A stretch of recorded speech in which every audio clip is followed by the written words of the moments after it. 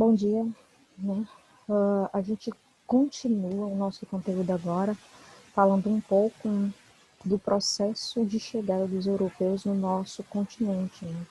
Aqui na nossa América, que é tida como Novo Mundo. Novo Mundo porque foi praticamente o último continente, né? A ser desbravado no sentido mesmo geográfico, de ter sido desenhado. E por quem? Pelos europeus, que são tidos pelo velho, eram apelidados, né, de velho mundo. Não que fosse velho mundo realmente, literalmente na história, porque o velho mundo na história é o continente africano, de onde o homem praticamente se desenvolve. A América é apelidada de novo mundo porque foi o último continente a ser desenhado, né, dentro do fenômeno geográfico. E aí a gente entra também num fenômeno, lembra do Tratado de Tordesilhas, que fez com que o globo passasse a ser dividido entre duas zonas de domínio, né? Uma área de domínio hispânico e a outra área de domínio português, o que fez com que os espanhóis chegassem na América, né? Eles não pretendiam chegar na América, eles pretendiam chegar também às Índias, cruzando o oeste do oceano, e aí acabaram chegando aí nas Ilhas Caribenhas, precisamente em Santo Domingo, com Cristóvão Colombo, que em 1506 ele vem a falecer. E nesse meio tempo, a gente vai ter lá na Espanha, Cristóvão Colombo que chega, né? Ele chega nas primeiras missões aqui na América, ele passou muito tempo pedindo para o rei da Espanha para financiar essas expedições. Só que como elas custavam muito caro, foi uma luta para ele conseguir, né, com que o rei da Espanha financiasse essas expedições. E aí ele chega, tudo, quando ele chega nessas ilhas caribenhas ali, porque tem várias ilhas, né, uma delas ele vai chamar de Santo Domingo. A partir daquele momento ele começa a perceber que tem mais terras, né? Só que lá na Espanha também tem outras pessoas, outros navegadores que também vão querer entrar nessa arte de desbravar novos territórios. E nessa ideia de desbravamento surge um cara lá chamado Vespúcio, né? E aí o Américo Vespúcio, que vai ser chamado de... ele de fato é Américo, né? Américo Vespúcio, ele percebendo que aqui também poderia ter nesse nosso lado aqui, poderia ter uma grande gana de produtos que eles poderiam até explorar, ele resolve fazer uma expedição. Também vai demorar por conta, né, dos financiamentos.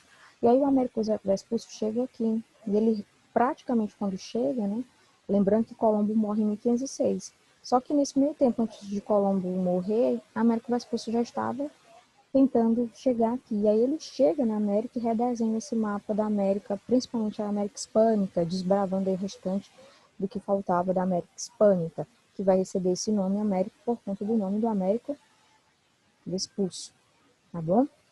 Então, nesse princípio, os portugueses também queriam chegar às Índias, né? Os portugueses, olha uma coisa que vocês têm que levar, tá? Os portugueses foram os primeiros desbravadores na questão mesmo dos mares, na questão mesmo de trabalhar rotas marítimas, mas quem chega primeiro na América são os espanhóis. Não esqueçam disso. Primeiros na arte de navegação, portugueses. E quem chega, no entanto, primeiro à América são os espanhóis. Certo? Não esqueçam disso nunca. Então a gente entra aí na globalização. Quando de repente os europeus chegam nessa América, a gente vai ter um fenômeno global, né? Claro, não, professor, mas aqui não falava de globalização. Não, porque o pessoal não sabia nem o que era globalização. Mas a gente fala. Por quê? Porque aqui começaram a questão da gastronomia, né? Foram se misturando os hábitos europeus de comidas com as comidas típicas desses povos da América Hispânica, né? Os astecas e os incas, aqui no Brasil também não foi diferente, a nossa gastronomia passou por várias alterações e as nossas não passaram por um processo de transformação somente nesse período. O nosso processo de transformação vem até os dias atuais, né? Principalmente porque quando chegou no século XX, o Brasil tem uma inserção muito grande da cultura italiana, né? Então nós aprendemos a comer massas, macarrão, nós aprendemos a comer também pizza por conta dos italianos que chegaram aqui e acabaram, né, difundindo a sua cultura gastronômica. Então aqui a gente tem uma globalização no campo da gastronomia, onde as culturas vão se interligar, né? e os hábitos alimentares vão se diversificar. Isso porque, né, a África já existia com seus produtos, né? A Inglaterra, que era a senhora dos mares, aí o aluno pergunta, professora, mas a senhora não disse que Portugal foi o primeiro na arte da navegação? Sim, mas a gente está falando de análises cartográficas, foi o primeiro a começar a desenhar, a fazer esses desenhos de mapas para estudar realmente os mares. Por isso que eles fundam a Escola de Sagres. Mas a Inglaterra já tinha domínio dos mares há muito tempo, tá?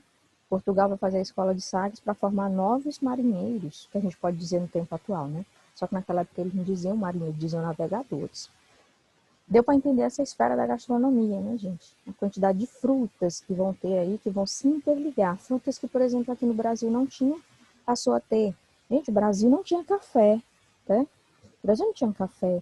Os primeiros países de café, né, vamos dizer assim, as primeiras mudas, chegaram justamente do continente africano. E era um produto que é típico do islamismo, né, de culturas islâmicas. E o café não era nem tomado quente, o Brasil teve que fazer uma readequação, porque o Brasil toma café quente. De onde ele surgiu o café, né, de onde ele era difundido, o café não é quente, não, tá? Como o nosso não. Ele é quase que gelado, tá? Então aqui a gente teve umas adequações, eu vou até aumentar. Vocês estão com o livro de vocês, eu espero que estejam com o livro, mas qualquer coisa eu vou aumentar aqui o zoom mesmo, né? É o programa Zoom, eu vou aumentar o zoom aqui para vocês verem a diversidade, tá? Das frutas. Pimentão, aí a gente vai ter a origem do pimentão, tem a historinha do pimentão, originário da América, foi levado para a Espanha, olha aí, o pimentão já está na Espanha. E assim vai, tá, gente? Tem essa interligação das chamadas frutas. A laranja, alguns aqui são muito conhecidos, né, por nós, laranjas, muitas frutas do sabor e aroma exóticos para o paladar dos europeus foram descobertos na Ásia. Olha aí a laranja, né? É o caso da laranja e da manga, não são típicos do Nordeste, na Ásia, né? E aí vai. Qual é a outra fruta aqui que a gente come muito? Fruta ou legume, né? Vamos pro tomate, legume aí, né? Assim como a mandioca, o abacaxi e o mamão, o tomate aí partiu das Américas e acabou na Ásia. Olha aí, gente. É da América o tomate. E assim vai, tem a historinha das frutas aí.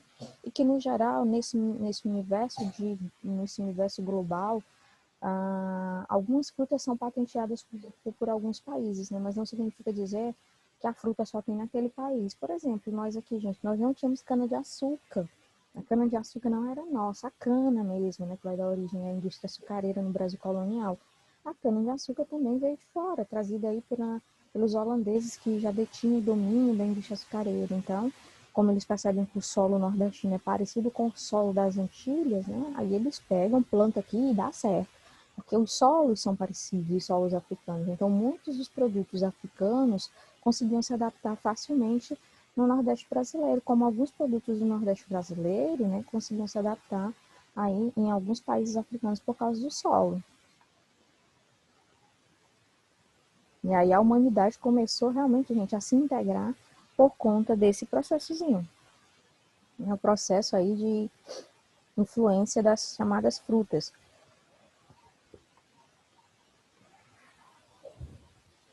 A gente vai continuar o conteúdo aqui. Deu para entender, não deu? Até aí eu tenho alguma dúvida sobre o processo de chegada dos europeus aqui nesse novo mundo da América? Pra entender. Não, deu para Gente, entender. beleza. Aí agora a gente vai falar um pouco dessas civilizações, tá? Essas civilizações que são milenares. Lembrando que quando a gente fala de civilização milenar, está subentendido que já existia vida aqui na América antes dos europeus chegarem aqui, tá, gente? Inclusive no Piauí, que é o berço do homem americano, e que um dia não é possível que vocês não vão para a Serra da Capivara, né? Eu tenho muito sonho de levar vocês lá, não é possível. Vamos lutar para que um dia vocês possam ir, né? Que é o berço praticamente do homem das Américas, né? Então, o primeiro homem, vamos dizer assim, onde o homem surgiu no processo de desenvolvimento, não é que ele surgiu, né? Onde ele se desenvolveu, foi aqui no Piauí, lá na Serra da Capivara, é o berço do homem americano. Aí a gente tem as civilizações antigas, tá? Que significa o povo da borracha, Olmecas, povos da borracha. E esses povos aí viviam, né, principalmente da agricultura de subsistência, e também viviam tinham essas técnicas bem aguçadas, né, da questão mesmo da escultura. Eles esculpiam muito. Ao mesmo tempo, gente, que essas técnicas aí, quando foi se descoberto esses povos, eles foram percebendo, né, os europeus, que eram povos extremamente inteligentes. Olha aí, gente, o que que esses povos eram capazes de fazer. Esses povos aí viviam na Mesoamérica. E lembrem que a Mesoamérica, América do Meio, está subentendida América Central, sempre. Porque na história, gente, quando a gente fala de civilizações antigas, que é esse caso aqui, nós não vamos falar América Central, a gente vai falar de Mesoamérica. Então, Mesoamérica, América do Meio, que é a América Central, tá? Porque é onde se percebe uma concentração muito grande de povos antigos. Claro que não tão antigos quanto os que a gente tem de resquícios aqui na Serra da Capivara, tá bom? Então, essas estátuas aí são esculturas, gente, que pesavam aí em torno de 2 a 10 toneladas e tinham a função de espantar os maus espíritos. Lembra que a gente herda também, olha aí as culturas se interligando, né? Eu não sei se vocês já ouviram falar ou já viram, né? As carrancas. Alguém já ouviu falar de carranca? Não, Não, né? nunca ouvi falar.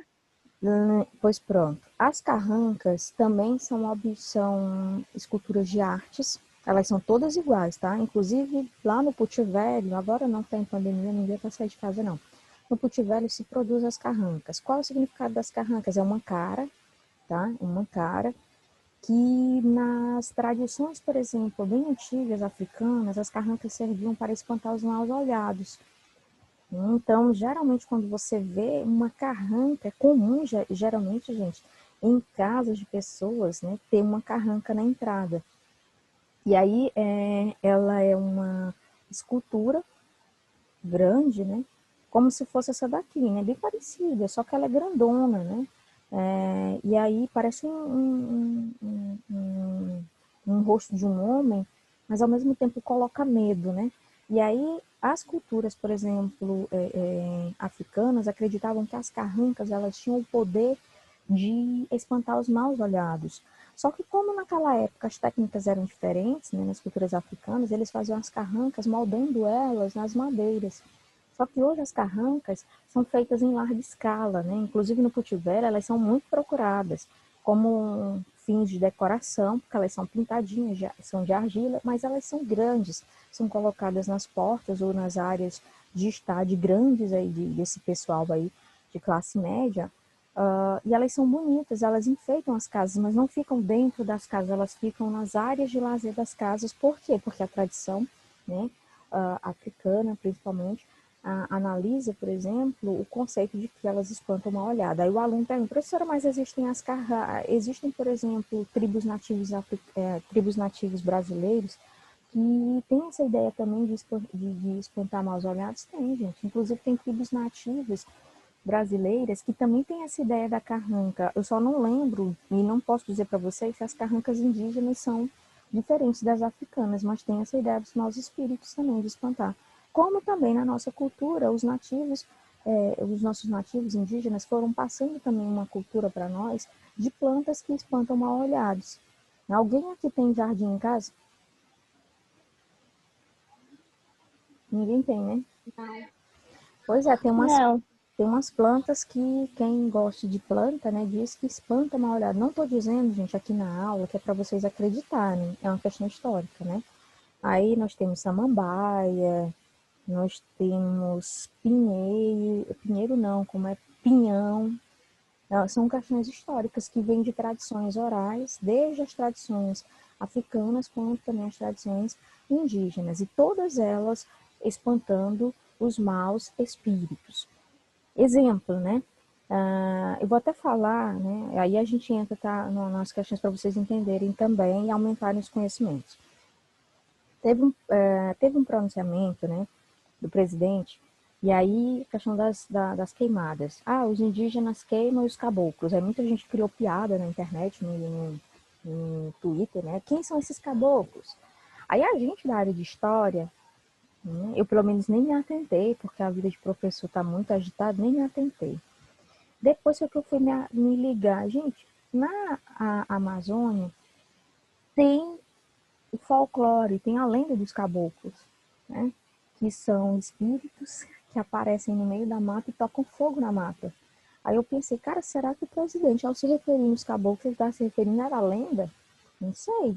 Quem eram esses caboclos? Porque tem a lenda dos caboclos, né, da Amazônia, como o caipora, o saci, e assim vai. Vocês foram crianças e estudaram na educação infantil, mas tem a lenda dos caboclos, né, que, que é uma lenda típica daquela região de mata fechada, onde os caboclos aparecem na noite simplesmente para atear fogo na mata, né?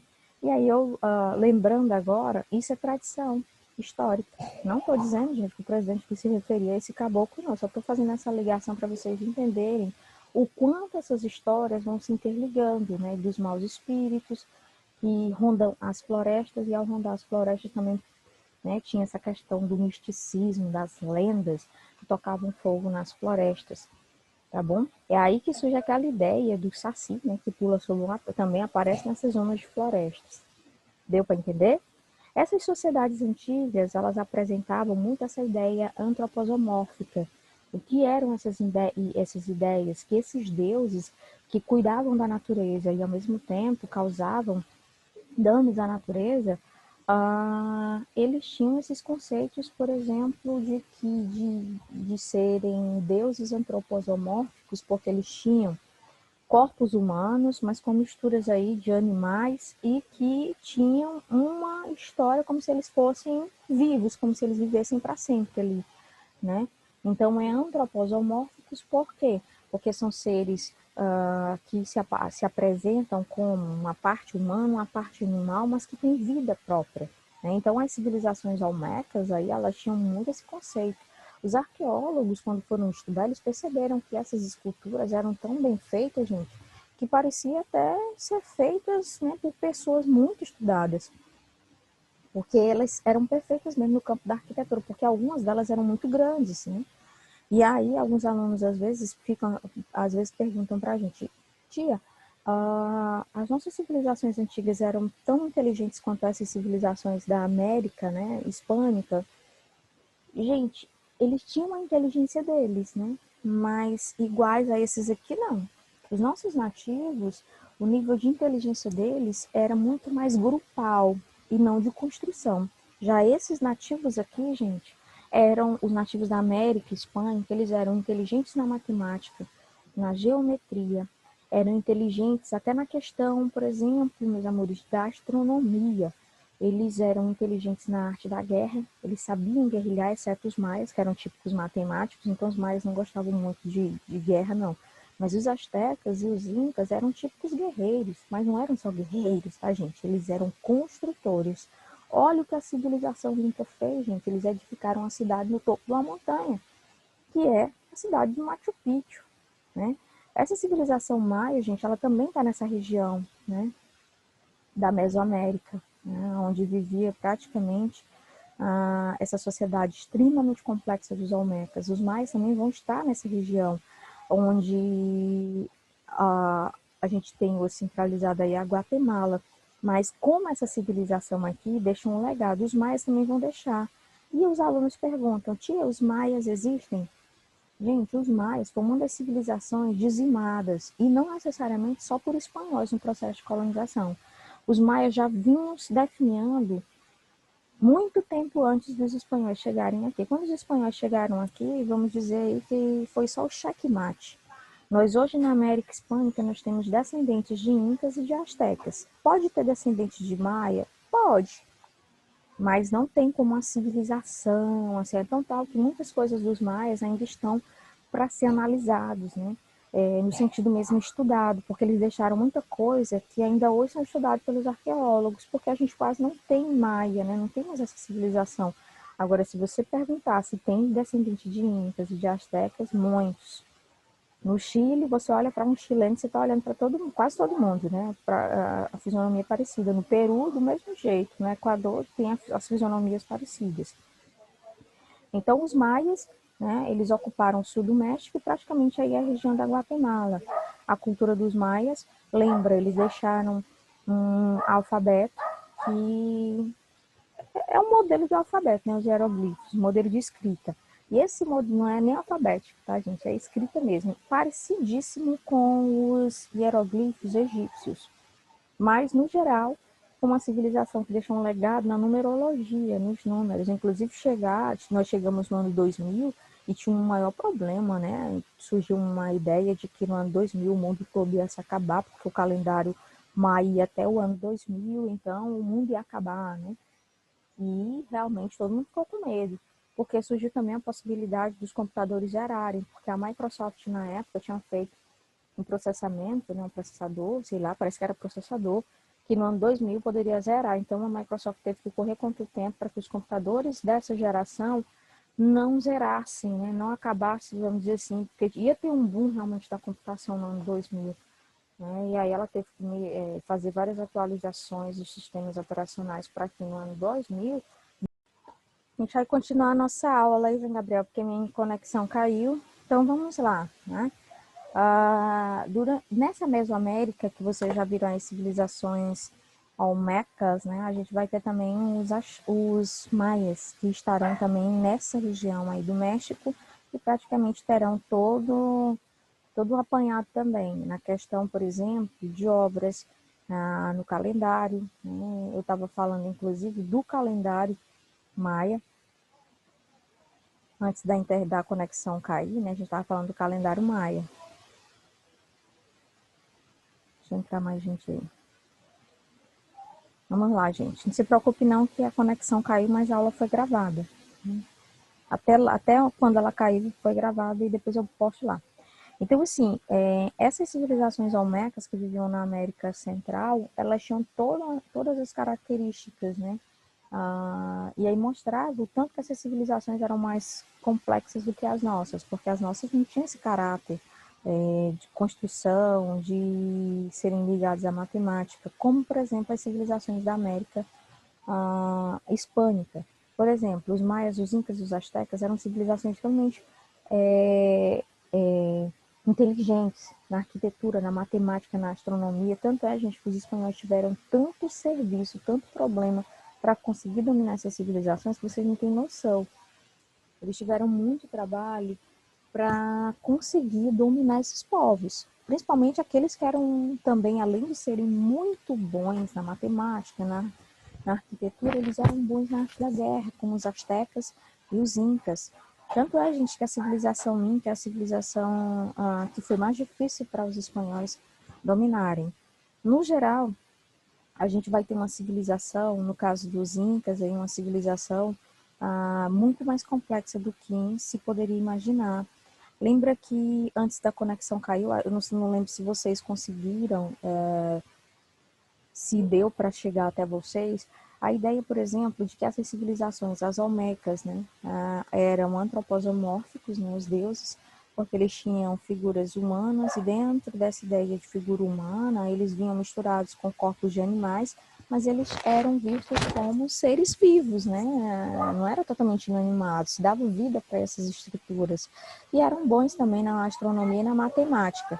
Os maias, gente, além de serem bons na matemática, porque estavam nessa mesma região e na astronomia também, os maias tinham um calendário. Então, tá, quando chegamos no ano 2000, criou-se aquela lenda de que em 2000 o mundo ia acabar por causa do calendário maia, que só ia até, né, o ano 2000. Aí a gente vai ter sociedades muito mais complexas, porque essas sociedades serão complexas quando se comparadas às nossas, os nossos nativos, porque elas serão muito detalhadas, né? Quando a gente fala dos maias, os maias faziam afrescos, faziam esculturas, a gente vai ter uma grande produção de peças de cerâmica, os maias serão construtores mesmo, gente. Mas é uma civilização complexa que a gente fala, por quê? Porque diferente, por exemplo, dos astecas e dos incas, que tinham uma pessoa para coordenar todas as ações sociais, vamos dizer assim, um imperador inca, e a gente vai ter aí, né, o líder dos astecas para administrar toda a sociedade ali. Aqui nos maias não tinha só um líder, tinha vários líderes, porque cada líder maia representava um clã. Vamos supor, o mais velho aí dominava o seu clã. E assim os maias acabaram sendo uma sociedade muito mais estratificada na questão da governança. Não tinha um governo central como os astecas e os incas. O rei, né, da sociedade maia era denominado aí Alaknik, né, que era considerado o enviado dos deuses, e aí todo mundo devia obediência a ele. Olha um pouco da história da arquitetura maia, né? Constituíram templos e edificaram palácios. E esses palácios aí, todos decorados, e decorados com toda a formação e o que eles em si promoviam. Os maias têm 2 calendários, um solar com 365 dias ao ano. Olha a precisão deles na astronomia. Olha a precisão. Civilização antiga, 365 dias ao ano, divididos em 18 meses, com 20 dias cada. Mais 5 dias extras. Bem parecido com o nosso, né? A gente tem aí 4 dias extras. Porque a cada ano a gente tem uma sobra de horas, 6, né? 6 vezes 4, deixa eu ver se é 6, 12, é isso mesmo, 6 horas, aí a cada 4 anos a gente tem os anos bissextos, aumenta um dia. No caso deles aqui, a gente vai ter uma civilização muito parecida com a nossa, a contagem bem parecida com a nossa, né? Astronomia e matemática bem parecida com os olmecas, porque estão na mesma região. E, no geral, a gente vai ter também as mesmas particularidades nossas, vai ter uma inserção do conceito europeu dentro dessa América. Que conceito é esse, né? Os europeus vão tentar impor a língua, vão tentar impor, tentar não, eles vão conseguir impor também a religião a toda a população que morasse aí nessa região. E aqui foi mais fácil, por quê? Porque entre os maias tinham vários líderes, entre os incas e os astecas vai ser mais diferente, porque a sociedade não é tão dividida, tem um único líder nas respectivas sociedades. Na década de 1540, o Yucatán já era dominado pelos europeus, ou seja, demorou muito pouco para que a sede da sociedade maia fosse 100% dominada pelos europeus. Que europeus são esses? Os espanhóis. E aí a gente vai ter uma imposição étnica muito grande, onde a essas pessoas vão ser, né, inseridas no contexto aí, do cristianismo, por conta de que os próprios espanhóis ocupavam o mesmo espaço dos portugueses lá na Península Ibérica, então há uma proximidade cultural muito grande, onde esses povos vão buscar, né, inserir o seu padrão europeu aos dominados. E aí a gente chega nos astecas, né? Gente, como vocês já viram, a capital do Império Azteca é Tecnoticlán, né? Essa Tecnoticlán aí ficava ali também nas proximidades do México também, só que era uma civilização onde as outras civilizações não são nem tão estudadas quanto os astecas, porque os astecas foi a civilização, né? E como eles eram muito guerreiros, as outras civilizações tinham medo deles, né? Essa capital azteca, Tecnoticlán, é uma capital extremamente populosa para os conceitos antigos, né? Olha aí, 1 milhão de habitantes e 78 edifícios. É considerado um mega ultra império para esse momento da história, né? Abrigou muita gente nesse território. E esse local, né, onde hoje a gente fala Tecnoticlán, é a cidade, né? Está centralizado no México. Tecnoticlán é no México. Os astecas vão ter culturas, né, também assimiladas, que é a cultura aí do europeu. Eles vão até assimilar essa cultura do europeu, mas eles tinham suas próprias culturas, que eram abominadas pelos europeus, até os rituais, né? Que eles tinham os rituais antropofágicos de matar os seres humanos, principalmente aqueles que eram rivais, e eles tinham aquele conceito que se matasse no processo de dominação de tribos rivais, aí, se eles vencessem, eles tinham que matar o líder daquela tribo. E ao matar aquele líder daquela tribo, sabe o que é que eles faziam, gente? Eles tinham que comer o coração daquele líder e as partes do corpo que eles herdavam à força. Então a guerra era muito sagrada entre os astecas e eles quase não paravam. Era uma civilização que vivia o tempo inteiro guerrilhando, porque era um conceito religioso. Por isso a questão militar era muito forte. Tá? O Estado era comandado pelo imperador Inca, e esse imperador, Inca não, estou falando dos astecas, tá? Daqui a pouco a gente entra nos Incas, que também é imperador. Aí a gente está falando do imperador. Gente, e foi com Montezuma, que foi um dos grandes imperadores da civilização asteca, que os espanhóis vão conseguir dominar essa civilização. Mas não vai ser fácil, eles vão primeiramente se unir a outras tribos que são rivais dos astecas para poder dominá-los. No primeiro momento eles vão até se ligar aos astecas aí para dar aquela migué, ó, sou teu amiga, que se une, mas depois eles dão o xaque-mate. A agricultura, como sempre, tá, gente, é o pontapé. dessas civilizações, porque aqui não se imaginava um conceito comercial, apesar de que na Europa a gente já tem o mercantilismo e o capitalismo já se difundindo. Aqui, na Idade Moderna, a gente não tem esse conceito de comércio como se tinha lá na Europa, mas tinha um comércio de trocas, tá bom? A gente vai ter o milho, feijão e abóbora nas civilizações astecas.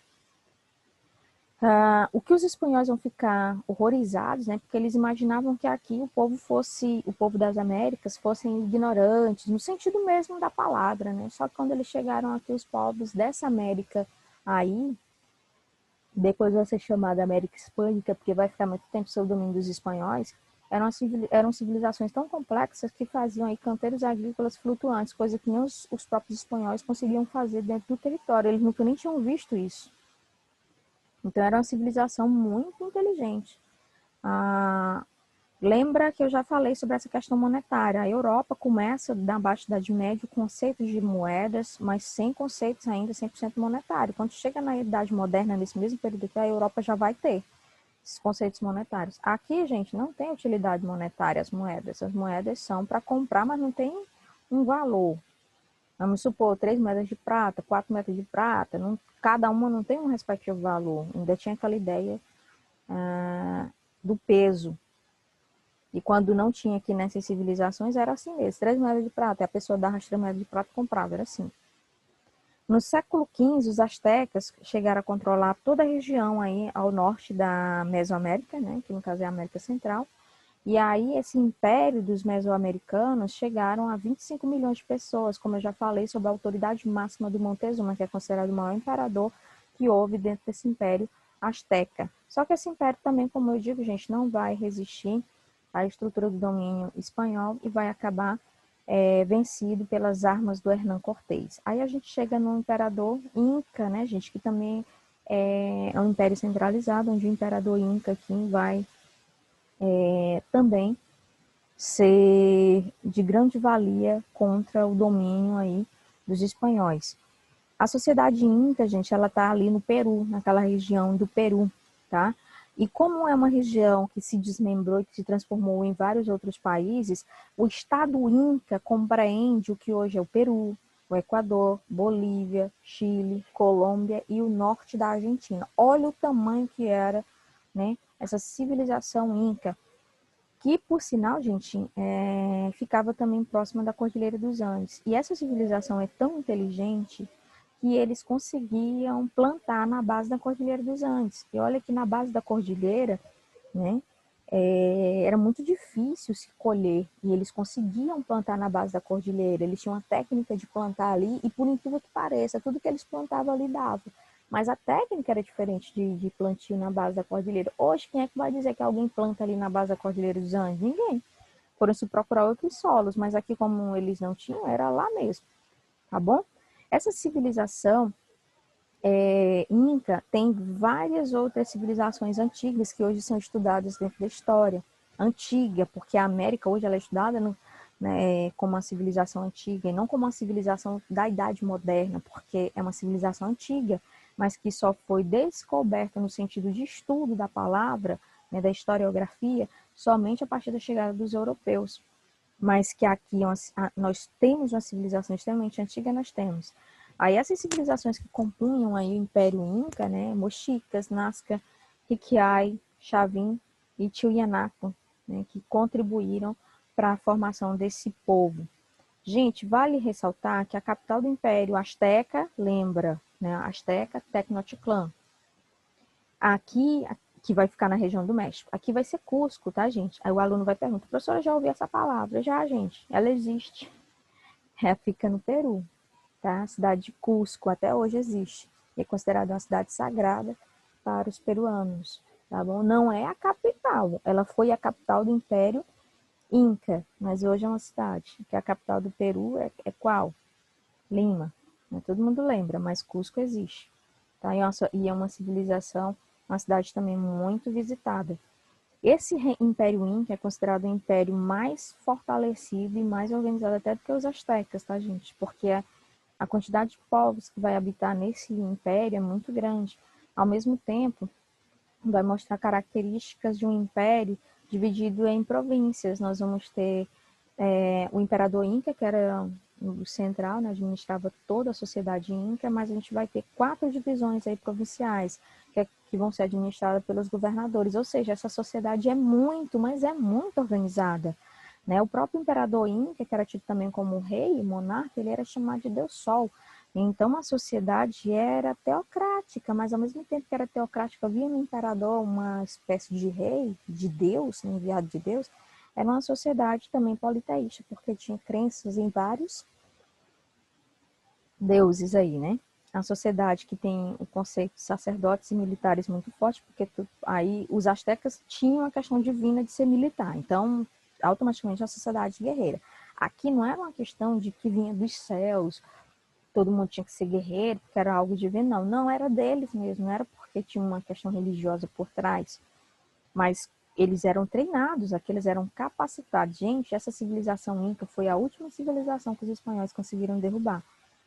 E o último imperador Inca passou 25 anos lutando contra o domínio espanhol. E quando os espanhóis dominaram essa civilização Inca, pouco tempo depois essas civilizações já começaram a lutar pela independência. Tanto é que os primeiros países a conseguir independência dos espanhóis foram justamente os países que faziam parte aqui, ó, do Império Inca.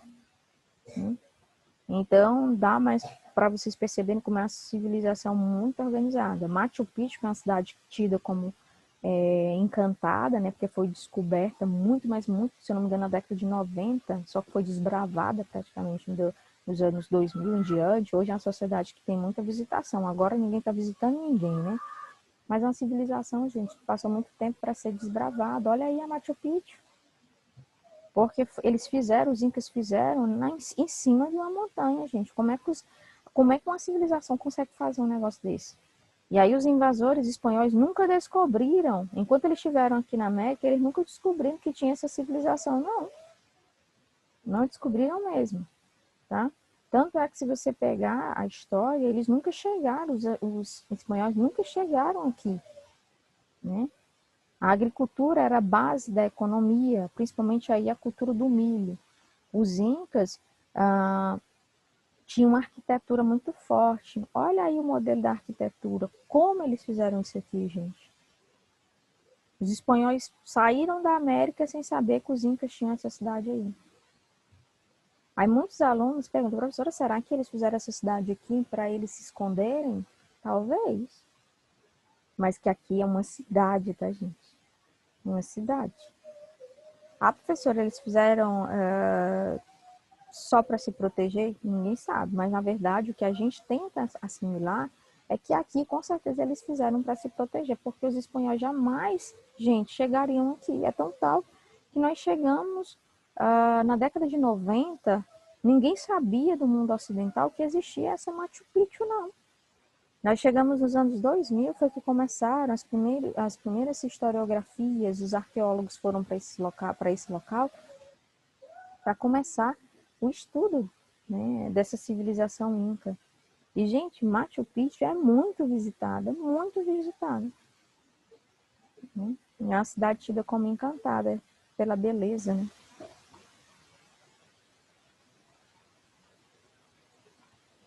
Isso aqui vocês vão ler em casa, tá, gente? Essa questão da colonização e cultura aí indígena, que é típica dos nossos povos da América. Lembrando, tá, gente, que no Brasil os nossos nativos não tinham essa capacidade cognitiva como os da América Hispânica, não, tá? Eles não tinham tanta, vamos dizer assim, inteligência quanto esses povos, não.